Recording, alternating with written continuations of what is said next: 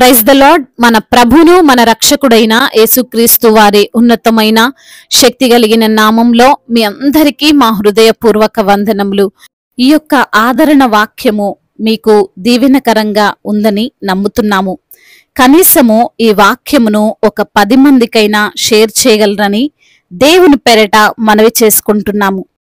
ఈ రోజు దేవుని వాక్యము, అయినను వారు వెళ్లి ఆ దేశమంతటా ఆయన కీర్తి ప్రచురము చేసిరి. మత్తయి సువార్త 9వ అధ్యాయము 31వ వచనము.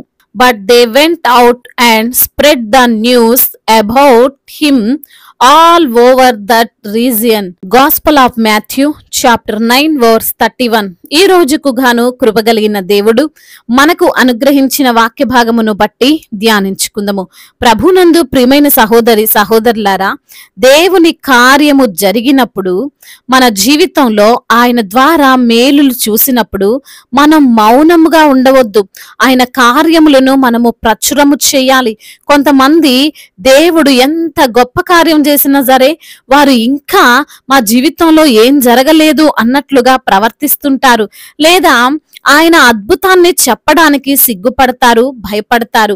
అలా సిగ్గుపడడం వలన, లేదా దేవుని కార్యములు వివరించకపోవడం వలన మనము ఇంకా దేవుని యొక్క మేలులు చూడడం కష్టమవుతుంది. ఎవరికైనా మనము సహాయం చేసినప్పుడు ఆ సహాయము పొందుకున్న వ్యక్తి దానికి బదులుగా మనకు కృతజ్ఞత చెప్పకపోతే ఏమనిపిస్తుంది? అసలు మనమేమి చేయలేదు అన్నట్లుగా అతని ప్రవర్తన ఉంటే మనం ఇంకొకసారి సహాయం చేయడానికి సుముఖత చూపుతారా? చూపలేం కదా. అదే విధంగా దేవుని యొక్క విషయంలో కూడా దేవుడు మన నుండి కృతజ్ఞత కోరుకుంటున్నాడు. ఆయన్ని మన జీవితంలో హెచ్చించాలి, ఘనపరచాలి అని ఆయన ఆశిస్తున్నాడు. ఈ రోజున నీవు మేలు పొందుకున్నట్లయితే నీవు మౌనముగా ఉండకు. దేవుని యొక్క కీర్తిని ప్రచురము చేయుటలో సిగ్గుపడకు. వాక్య భాగములో మనం పరిశీలించగలిగితే వారు వెళ్లి ఆ దేశమంతటా ఆయన కీర్తిని ప్రచురము చేసిరి అని వ్రాయబడి ఉంది. ఎవరు వారు? ఎందుకు ప్రచురము చేశారు? అసలు ఏం ప్రచురము చేశారు అని మనం చూడగలిగితే, 2 గుడ్డివారు యేసయ్యను వేడుకుంటున్నారు, కనికరించమని కేకలు వేస్తున్నారు. ఆయన ఇంట్లో ఉండగా ఆయన దగ్గరకు వచ్చారు. యేసయ్య వీరిని రమ్మని పిలవలేదు, వారిని స్వస్థపరుస్తానని చెప్పలేదు. వారే ఆయన దగ్గరికి వచ్చి ఆయన్ను బ్రతిమాలుతున్నట్లుగా మనము వాక్యంలో చూడవచ్చు. ఈ రోజున శ్రమల్లో ఉన్నవారు, బాధల్లో ఉన్నవారు, బలహీనతలో ఉన్నవారు అందరూ యేసయ్యని ఆశ్రయిస్తున్నారు. ఆయన కరుణ చూపాలని ప్రార్థిస్తున్నారు. మందిరానికి వచ్చి అన్యులైనప్పటికీ దేవుని మాటలు వింటున్నారు. దానికి కారణం స్వస్థత కోసమే కదా. వారి జీవితం బాగుపడాలనే కదా.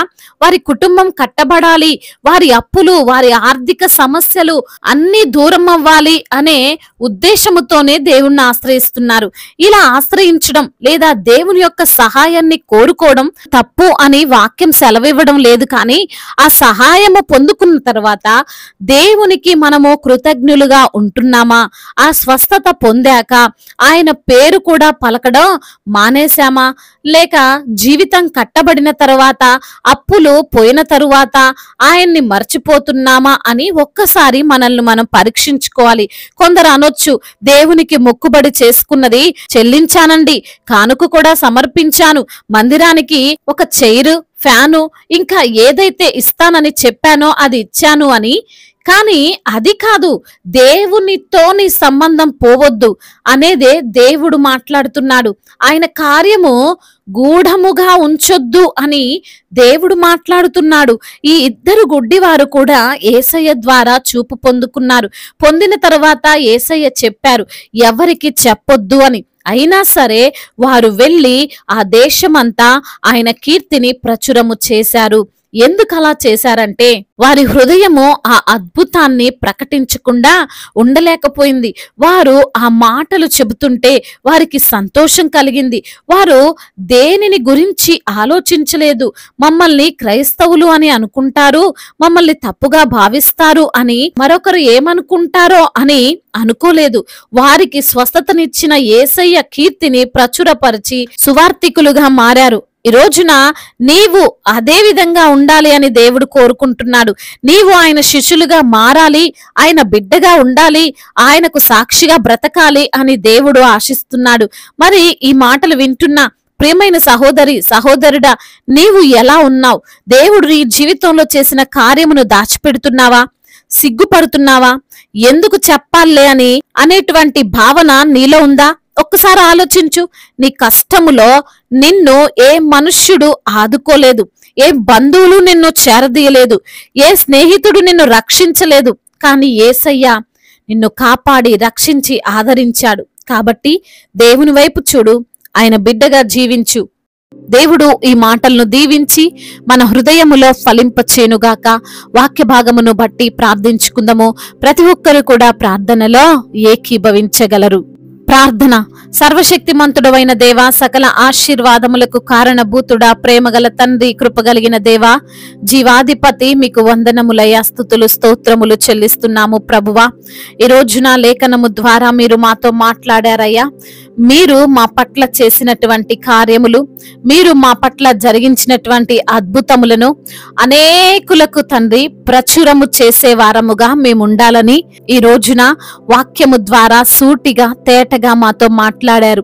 అవును నా ప్రభువా, మీరు చేసిన కార్యములకు గాను, మీరు చేసిన మేలులకు గాను ప్రభువా, మిమ్మల్ని ఎల్లప్పుడూ స్తుతిస్తూ, మీ నామాన్ని ఘనపరుస్తూ, మీ నామానికి మహిమకరముగా మేము జీవిస్తూ ఉండాలని, అనేకుల ఎదుట మీకు సాక్షులై జీవించాలని ప్రభువా అయ్యా ఈ రోజున మాకు తెలియజేశారు. అందును బట్టి మీకు స్తోత్రములు.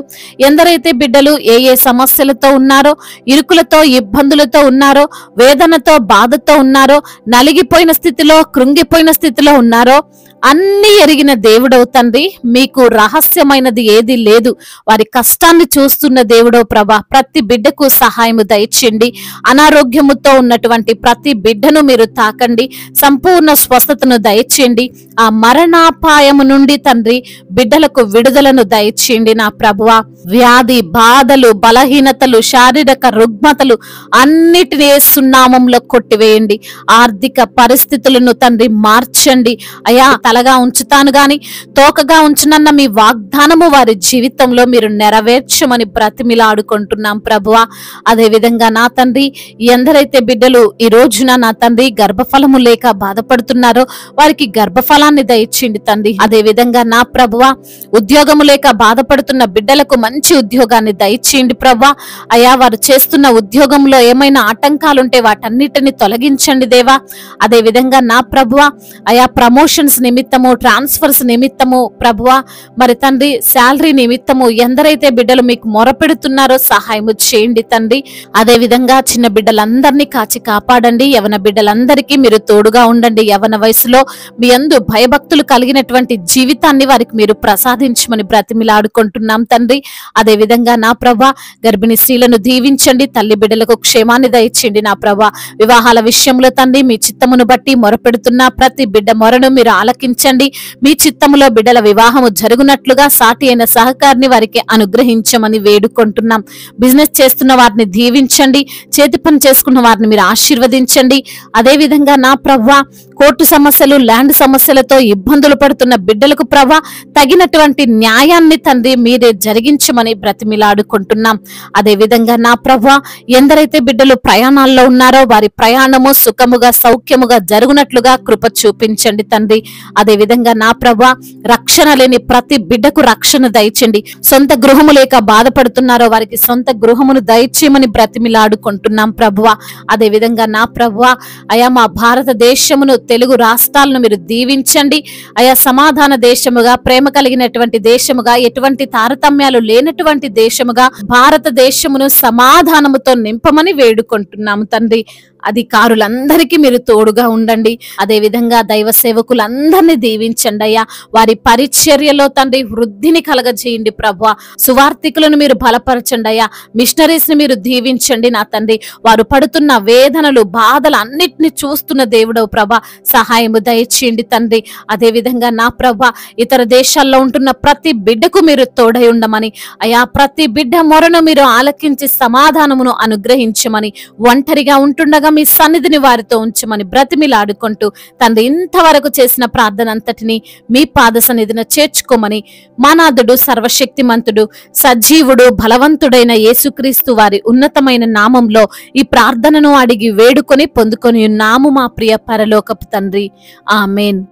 ఈ రోజు పెళ్లి రోజు మరియు పుట్టినరోజు జరుపుకున్న వారందరినీ దేవుడు దీవించి సకల మేలులతో సకల ఆశీర్వాదములతో కృపాక్షేమములతో శాంతి సమాధానముతో మెండైన దీవెనలతో దేవుడు మిమ్మల్ని నింపునుగాక.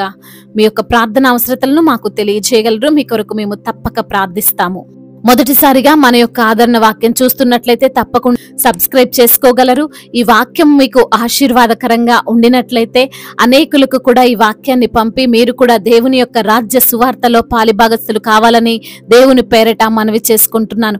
May God bless you all. దేవుడు మిమ్మల్ని దీవించి బలపరిచి స్థిరపరచునుగాక.